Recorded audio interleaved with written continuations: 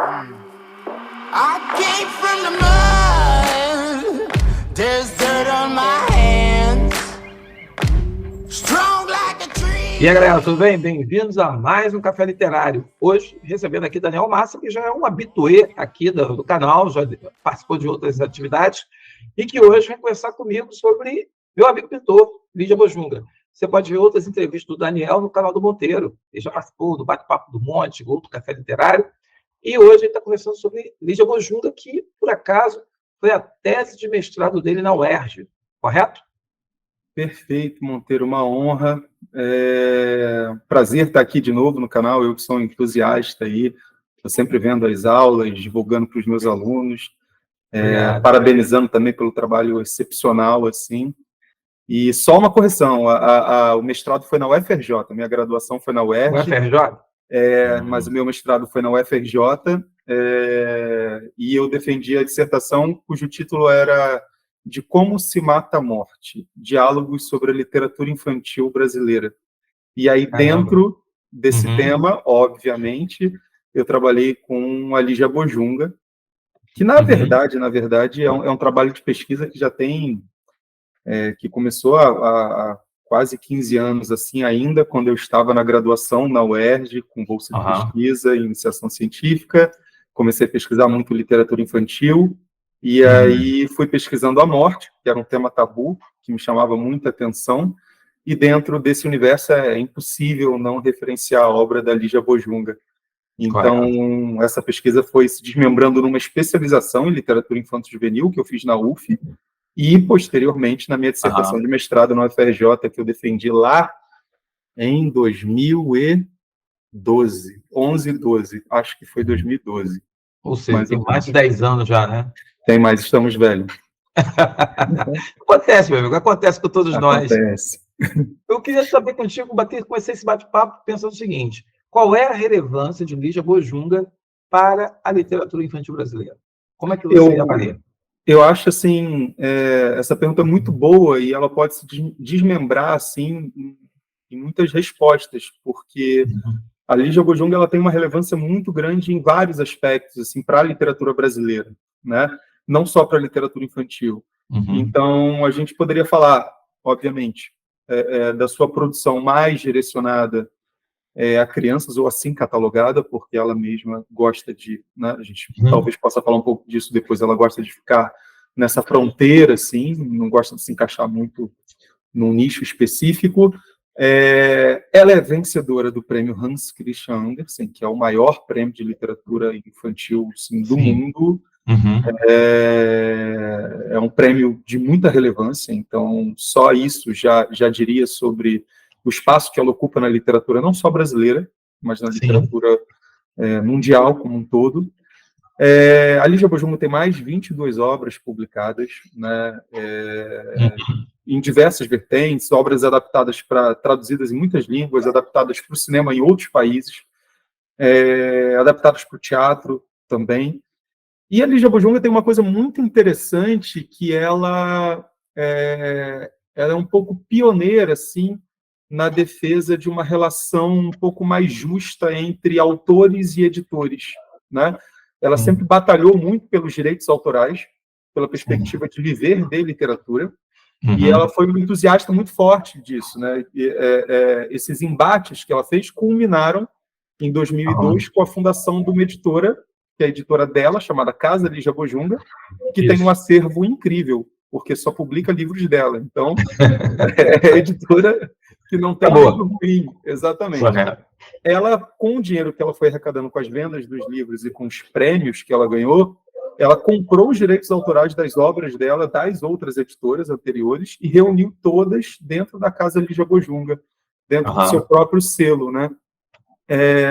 Então, ela é muito pioneira nessa defesa de uma remuneração justa para os autores, de um mercado editorial que também não seja tão atrelado à lógica mercadológica de venda, de exemplares, de censura, às vezes, ou de livros por encomenda só para, né, conseguir alcançar mais leitores, de privilegiar a parte estética e a liberdade autoral na criação. Então, eu poderia dizer que a Lígia Bojunga e, obviamente, Eu acho que o grande centro disso tudo, porque nada teria importância se não fosse a relevância da qualidade estética das obras dela, né? E aí eu poderia citar várias delas, inclusive o meu amigo pintor, que está entre as mais relevantes, assim, brilhantes obras dela. Então, você já entrou agora na minha segunda pergunta, porque quando a UERJ ela fez uma consulta pública, e é muito importante que sinalize isso, a UERJ, ela em janeiro fez uma consulta pública, ela colocou 3 livros para o primeiro exame, 3 livros para o segundo exame, para a prova discursiva e para a redação. O livro de Lígia Bojunga foi o mais votado e, por isso, foi escolhido para ser adotado no primeiro exame de qualificação. Então, foi uma consulta pública, não foi a banca da UERJ que estabeleceu que vamos trabalhar com Lígia Bojunga. Não, foi uma consulta pública. E aí ganha até um peso maior, porque entre 3 grandes autores ela foi selecionada. E aí vem a pergunta do meu amigo pintor. Qual a importância do meu amigo pintor dentro do contexto da obra? Você acha que é uma obra que se destaca, fica muito à frente? É uma obra que faz parte de um conjunto que dá uma certa uniformidade? Como que você avalia a obra Meu Amigo Pintor, que foi escolhida aí para o UERJ? Bom, pensando na obra da Lígia Bojunga, a gente tem livros que foram notadamente escritos e que encontram mais ressonância entre crianças, né? Aham. Que são os livros, muitos deles iniciais em sua carreira, como Os Colegas, A Bolsa Amarela, que eu acredito que muita gente leu na escola, né? Que é um dos livros mais famosos dela. Mas a própria Lígia Bojunga, ela não gosta de fazer essa distinção entre literatura infantil e adulta, né?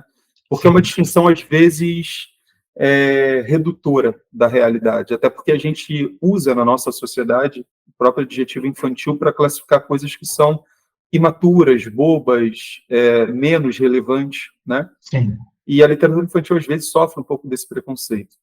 E a gente tem vários exemplos na história de livros que transitam, né? Então, por exemplo, O Pequeno Príncipe, que é um livro que a gente poderia dizer que é majoritariamente infantil, mas é o livro de cabeceira preferido de muitos adultos. Ele pode ser lido em várias idades, né? Sim. Eu lembro que quando Harry Potter começou a fazer sucesso, a editora inglesa de Harry Potter imprimiu uma edição do livro com uma capa toda preta para que as pessoas pudessem ler no metrô, os adultos, e não sentissem vergonha das pessoas reconhecerem, como se fosse diminuir, né? Estou lendo um livro para crianças ou para adolescentes, né? Infanto-juvenil. E a gente tem outros fenômenos também, né? Agora, recentemente, um fenômeno que tem me impressionado é a série Wandinha, da Netflix, uma série pensada em adolescentes e que tem participado aí de aniversários e temas de aniversários de crianças pequenas, né? Uma série que tem temáticas sombrias e aborda a morte, ou, né, questões de violência, mas que alcança o universo infantil, né? Dialoga com as crianças. E O Meu Amigo Pintor é um livro da Lígia Bojunga que, na classificação da editora dela, está como literatura infanto-juvenil. Mas eu diria que é um dos meus livros preferidos e eu não conseguiria reduzir ele só a uma leitura para crianças e jovens, né? Por isso que é difícil separar essas fases da obra da Lígia Bojunga. Mas ela tem outros livros que ela classifica como romances brasileiros, né? Que são livros como O Abraço, Nós Três. O Abraço, por exemplo, é um livro notadamente mais complexo, porque trabalha com uma perspectiva não só experimental do ponto de vista literário, como também com matemática, envolve violência sexual, também morte, homicídio. Então é um livro que talvez a gente possa notadamente empurrar um pouco mais para lá, talvez o Meu Amigo Pintor fique para cá, mas é muito difícil fazer essa classificação, até por uma escolha editorial dela. Na Casa Lígia Bojunga, você mostrou a capa do livro aí, todos os livros dela têm a mesma formatação. Tem esse amarelo, uma imagem, né, uma fotografia no centro, uma pintura no centro, o papel de impressão é o mesmo, o tamanho é o mesmo. Então, assim, como é que eu diferencio os colegas do Abraço? Se editorialmente eles são... mercadologicamente é difícil fazer essa diferenciação, mas eu acho que é uma opção estética dela. Acho, então, que pensar na obra da Lígia Bojunga é pensar em complexidade. Se a gente for parar para classificar nichos, a gente reduz muito do que ela fez durante toda a sua vida, que era quebrar essas fronteiras.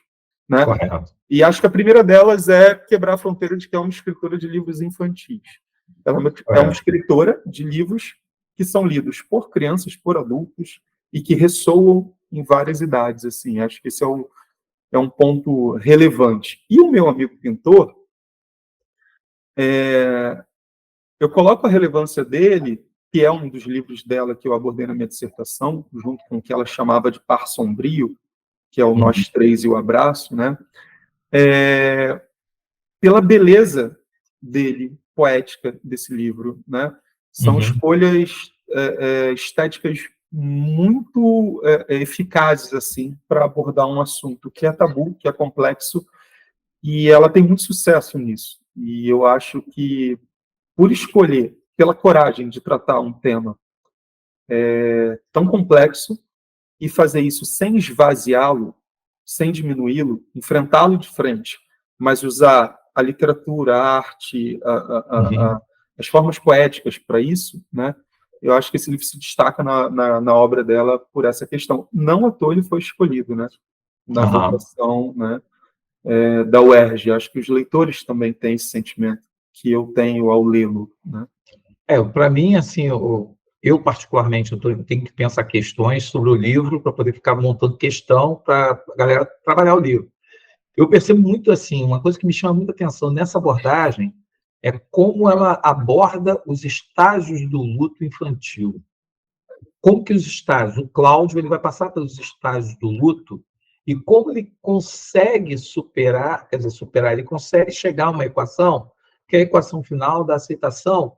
Como que isso se dá, né? E o papel do sonho, como que os sonhos são importantes para que ele possa justamente pesar e refletir e até mesmo trazer para a sua vida aqueles valores. Tem muitas camadas e muitas questões, seja o relógio, seja a questão do jogo de gamão, seja a questão da relação do adulto e as crianças, como que o adulto ele quer preservar a criança, mas a filha do síndico, que é uma outra criança, chega para ele e vai, aí você fica, caramba, enquanto os adultos querem preservar a criança, entre as próprias crianças, de repente, não tem. O outro coleguinha dele na escola, quando vê que ele está pintando o coração marrom, como assim coração marrom, esparramado?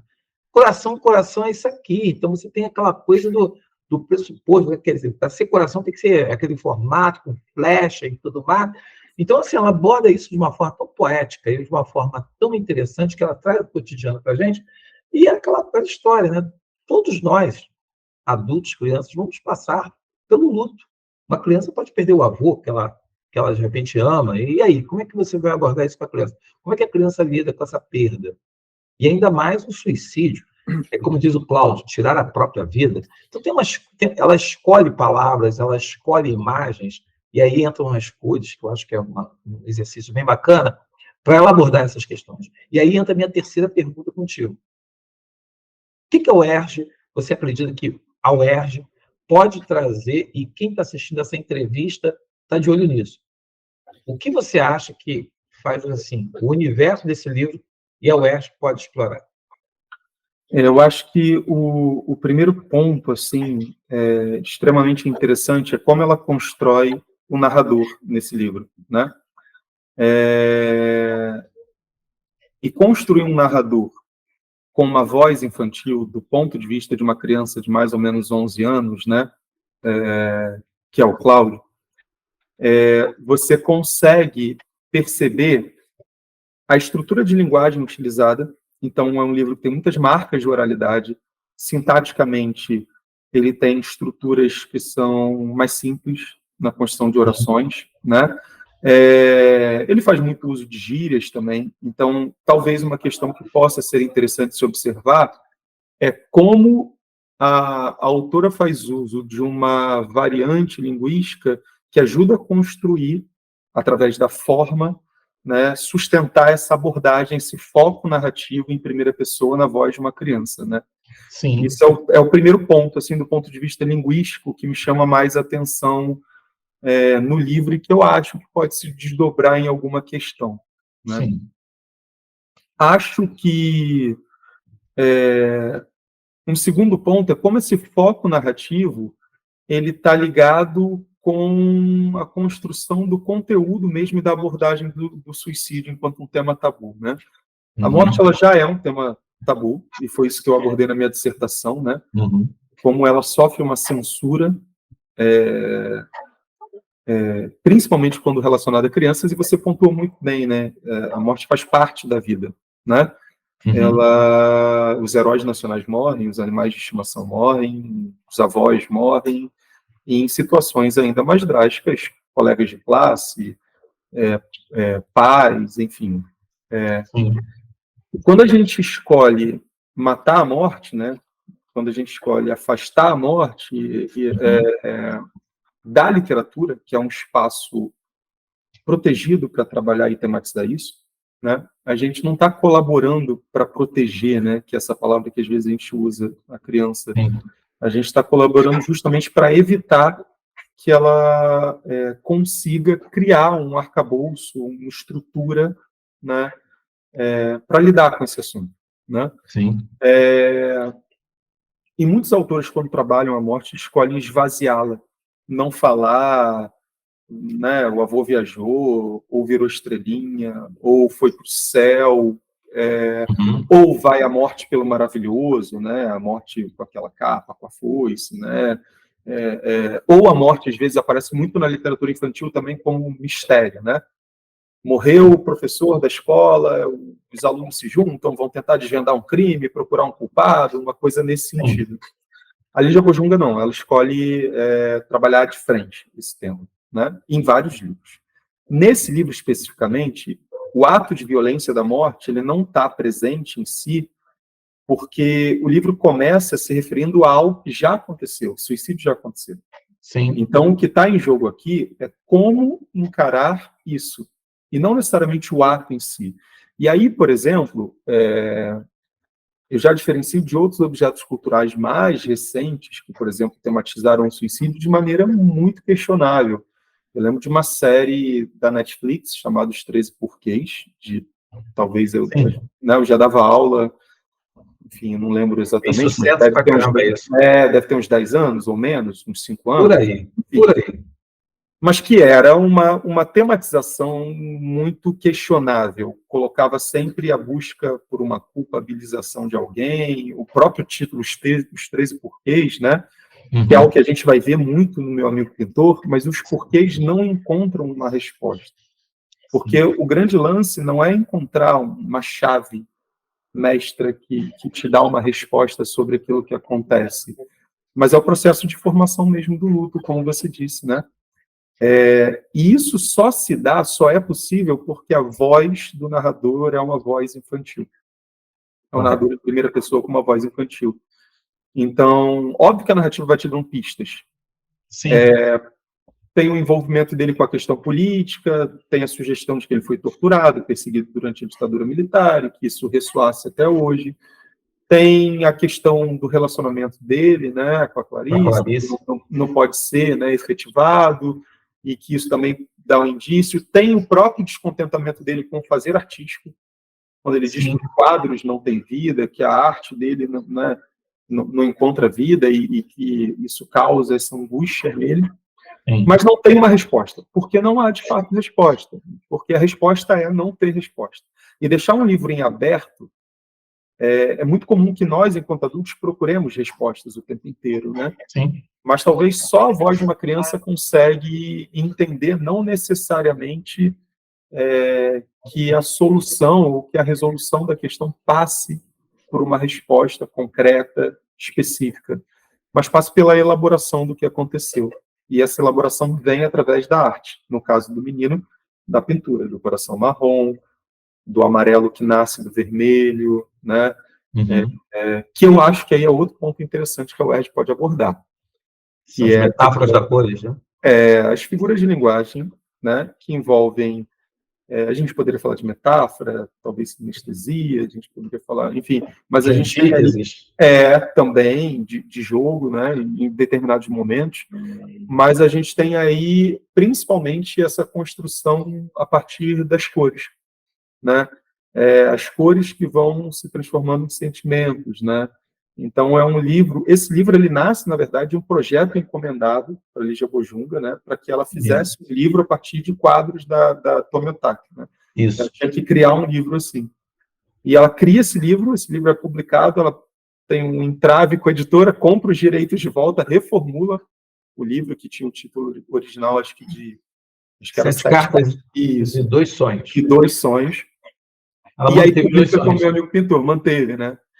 Que é outra coisa que eu acho interessante também, porque o universo onírico, né, Sim. que é um universo feito, né, através do simbólico, né, ele consegue também, da metáfora, né, ele consegue também ser um suporte desse livro, né? O sonho, ele é muito importante também para interpretar esse livro.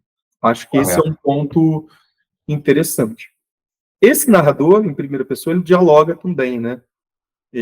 Com o leitor, né? Que, na verdade, pode ser ele mesmo, o próprio interlocutor, uma espécie de diário, né? Ou até nós mesmos. Então, isso também é uma coisa interessante que eu vejo, assim, nesse livro. Não. Até ela não tem capítulos, né? Ela coloca como se fosse... São dias da semana. Então, fica parecendo que é um diário, que o garoto estava escrevendo diário, que não é diário, que não é todo dia, mas ela vai colocando os capítulos, são dias da semana. E aí mostra um processo que, agora aqui eu de cabeça não vou saber falar, mas eu acho que são 10, 12 dias, e aí que são 12 dias específicos, e aí, quer dizer, que dá uma ideia do ciclo, quer dizer, ele começa no princípio com aquela coisa do, caramba, meu amigo morreu, aí depois o meu amigo tirou a vida, por que meu amigo tirou a vida? E aí ele vai construindo esses questionamentos que você falou, do porquê, porque ele vota, né?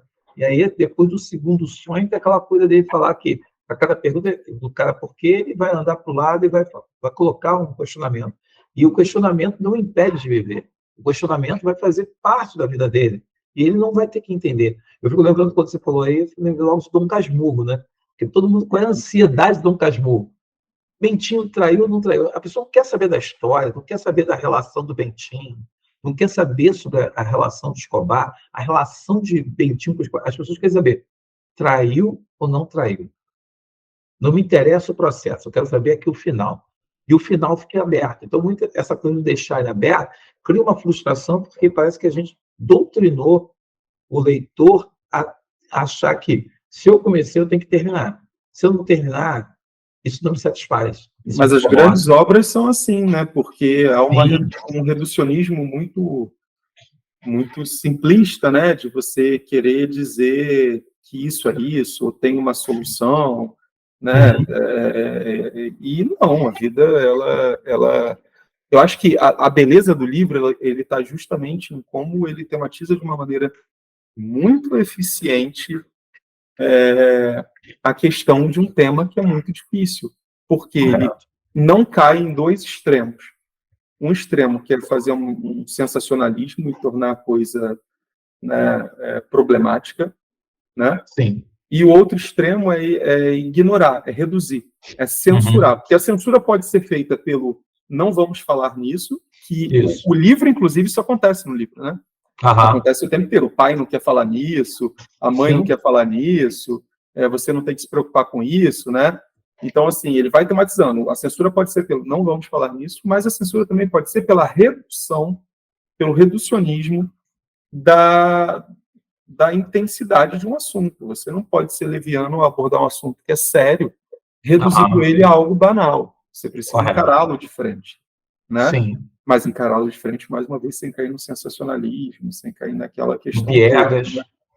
Porque, às vezes, parece que a criança é um ser desprovido de inteligência, né? E o livro, esse menino vai ouvindo da amiga, ele vai ouvindo na escola, ele vai ouvindo do pai, do síndico que tem a voz alta. Então, assim, a gente acha que consegue mentir ou esconder alguma coisa da criança, mas não consegue. E aí, no lugar de elaborar, de fazer com que isso possa ser, né, possa ser mesmo dito, né?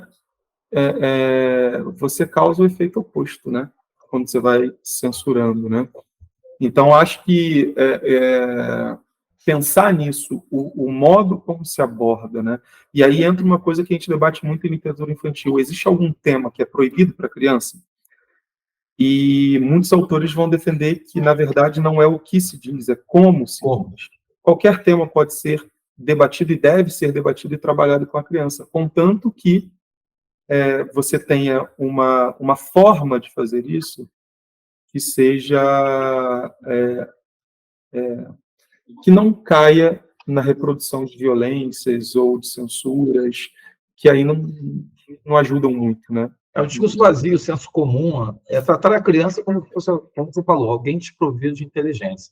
Nosso tempo aqui está assim, caminhando aqui para o ritmo Tá final, voando? está voando. Eu queria saber duas coisas para você. Eu acho que você já deu a dica aí, variação linguística, figuras de linguagem, foco narrativo. São temas Ó, que o aluno... mais duas dicas aqui. Uma é o tempo da narrativa, porque o Aham, evento central da narrativa ele está fora do tempo, ele está anterior, né? Então, assim, isso.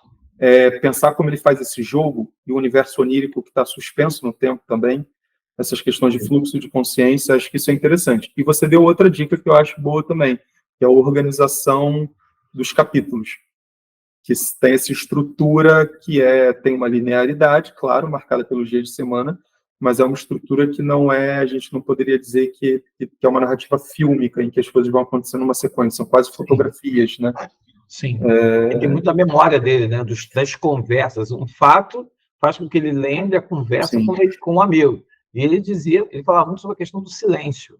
Como que o Sim. silêncio do amigo fazia com que ele buscasse preencher esse silêncio. E aí ele vê a pintura preenche o desenho, o som do relógio preenche o desenho, o silêncio, a coisa dele acende o cachimbo e aí ele acendia o cachimbo antes de soltar uma frase que desse. E aí, normalmente, ele remetia à cor. Então, como que essa questão da cor fazia parte do discurso do amigo, que aí se torna um enigma, ou se torna justamente uma forma de reflexão? São vários detalhes aí. E aí que entra uma questão que eu queria saber contigo. Você daria que conselho para o nosso aluno, assim, de roteiro de leitura?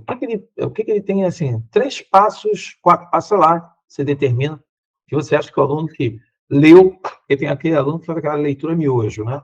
Leitura instantânea.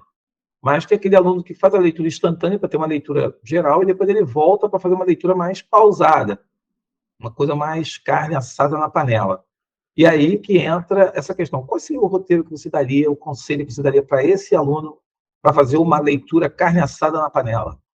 Acho que, primeiro, vamos pensar na forma, no livro enquanto um objeto de arte e na forma, né, desse objeto. Então, se a literatura é a arte da palavra, que palavras ela escolhe e como essas palavras se organizam no texto. E aí eu volto para a questão da oralidade, da variedade linguística, né, informal, dessas marcas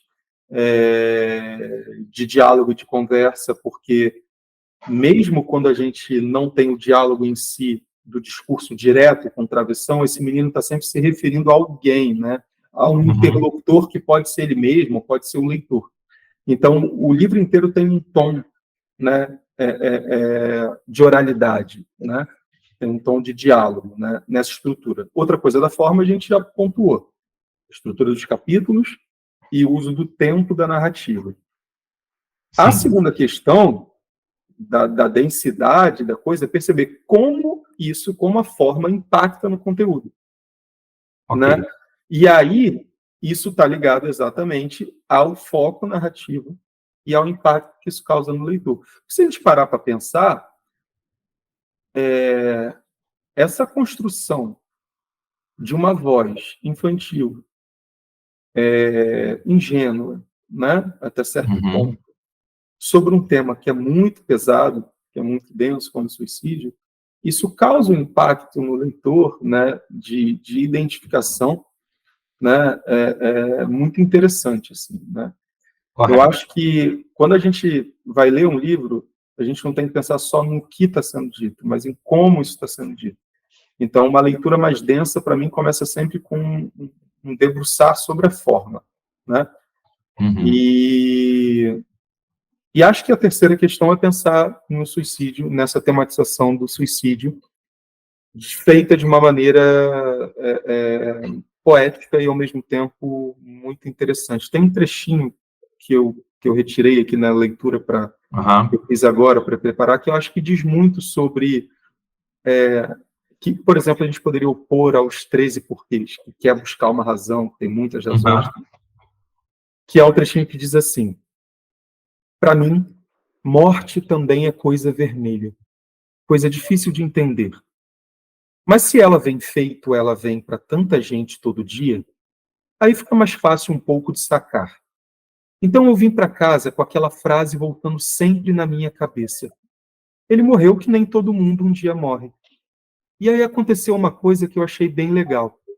Foi nascendo um amarelo lá dentro do meu vermelho. Isso é a elaboração do luto, né? Sim. Muito mais do que a busca de uma razão, né, que não existe. Não existe, e cada um de nós vai interpretar de um jeito, e é por isso que é tão rico, né? E a literatura, ela é necessária na nossa vida, porque a vida não basta, a gente precisa da arte para viver. Daniel, muito obrigado pela sua participação, pela sua colaboração, pela sua gentileza. Hoje, para quem não sabe, dia de Tiradentes, o meu amigo Massa cedeu aqui um espaçozinho na agenda dele, apertada, para vir conversar com a gente. E desejo aí a vocês que assistiram, espero que vocês tenham gostado do bate-papo, espero que vocês tenham gostado aqui da conversa. Quem quiser seguir o Daniel Massa nas redes sociais, pode seguir. E a gente vai ter depois um bate-papo aí que vocês vão poder acompanhar, porque o Massa é poeta. Está divulgando aí o último livro dele, mas aí é outra história, espero que você assista para poder ouvir as palavras do mestre. Massa, muito obrigado. Monteiro, brigadão aí, boa sorte para todo mundo. Galera, arrasem aí na UERJ, sigam o Monteiro aí que não tem erro, todo ano é sucesso.